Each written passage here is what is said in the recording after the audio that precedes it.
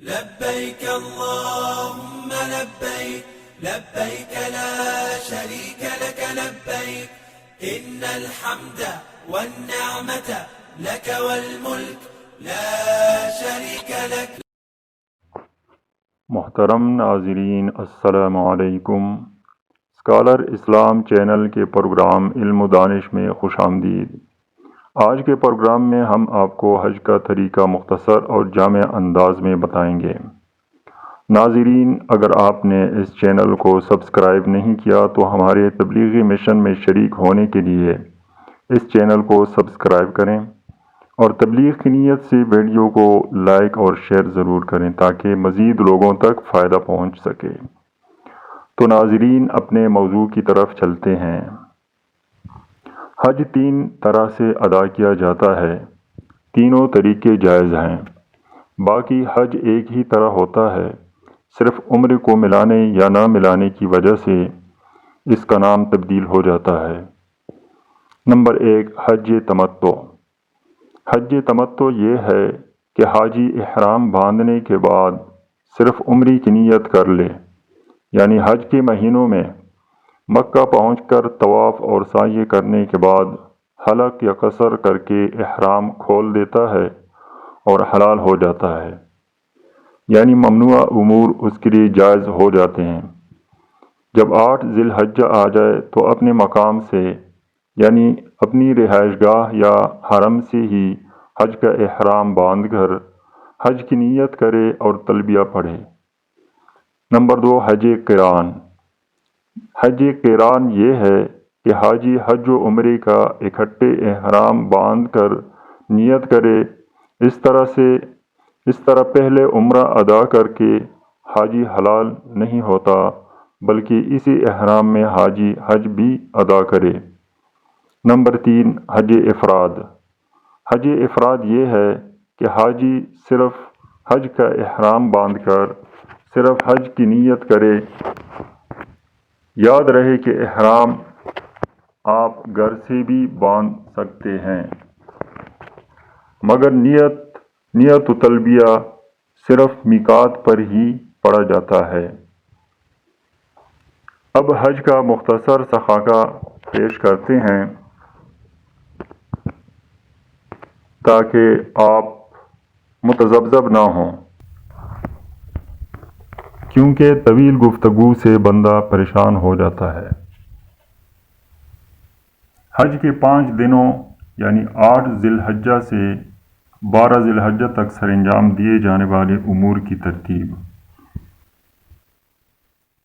8 ذی الحجہ غسل یا وضو کریں، حج کرنے کی نیت کریں، نماز فجر کے بعد احرام باندھیں، 2 رکعت نماز مقام ابراہیم کے قریب ادا کریں، آب زمزم پئیں، ظہر سے پہلے مینا کے لیے روانہ ہو جائیں، تلبیہ کثرت سے پڑھتے رہیں، مینا میں نماز ظہر، عصر، مغرب اور عشاء ادا کریں، مینا میں تمام رات قیام کریں۔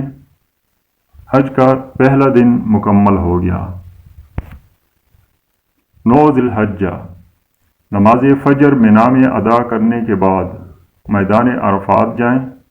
اگر کسی وجہ سے 9 ذی الحجہ کے دن یا اس رات بھی کوئی عازم حج یہاں پہنچنے سے رہ جائے تو اس کا حج نہیں ہوگا۔ میدان عرفات میں نماز ظہر اور عصر ادا کریں، سورج غروب ہونے تک میدان عرفات میں رہیں۔ میدان عرفات میں نماز مغرب ادا نہ کریں، سورج غروب ہونے کے بعد مزدلفہ جائیں، نماز مغرب اور عشاء مزدلفہ میں ایک ساتھ ملا کر ادا کریں، 70 کنکریاں اکٹھی کریں، تمام رات مزدلفہ میں قیام کریں۔ حج کا دوسرا دن مکمل ہو گیا۔ 10 ذی الحجہ، نماز فجر امام کے ساتھ مزدلفہ میں باجماعت ادا کریں، اگر ممکن نہ ہو تو انفرادی ادا کریں۔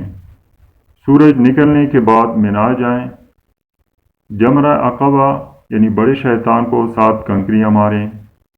رمیے سے فارغ ہونے کے بعد جانور کی قربانی کریں۔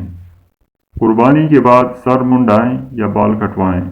لیکن عورتیں قصر ہی کروائیں، یعنی 1 پور کے برابر بال کٹوائیں، یعنی 1.5 انچ کے برابر بال کٹوا دیں۔ احرام کھول دیں، مکہ مکرمہ میں مسجد الحرام میں جائیں، طواف زیارت کریں، 2 رکعت نماز مقام ابراہیمی کے قریب ادا کریں، آب زمزم پئیں، صفا اور مروہ کے درمیان سعی کریں، مکہ مکرمہ میں قیام نہ کریں بلکہ واپس منا جائیں۔ 11 ذی الحجہ، زوال کے بعد تینوں جمرات پر جا کر 7 کنکریاں ماریں اور رمی جمرہ اولا چھوٹے شیطان سے شروع کریں، پھر جمرہ وسطیٰ درمیانی شیطان پر جائیں، پھر جمرہ عقبہ بڑے شیطان پر جائیں۔ عبادت کے لیے منا میں قیام کریں۔ حج کا 4تھا دن مکمل ہو گیا۔ 12 ذی الحجہ، زوال کے بعد تینوں جمرات پر جا کر 7 کنکریاں ماریں، سورج غروب ہونے سے پہلے مکہ مکرمہ جائیں، الوداعی طواف ادا کریں۔ الحمدللہ آپ کا حج مکمل ہو گیا۔ اب آپ مکہ مکرمہ سے مدینہ منورہ کی حاضری کے لیے تشریف لے جائیں۔ اگر کسی بیماری یا عارضہ کے سبب 12 ذی الحجہ کو نماز مغرب سے قبل منا سے روانہ نہ ہو سکے تو 13 ذی الحجہ کو بقیہ 21 کنکریاں مار کر پھر روانہ ہو جائیں۔ لبیک اللہم لبیک لبیک لا شریک لک لبیک ان الحمد والنعمت لک والملک لا شریک لک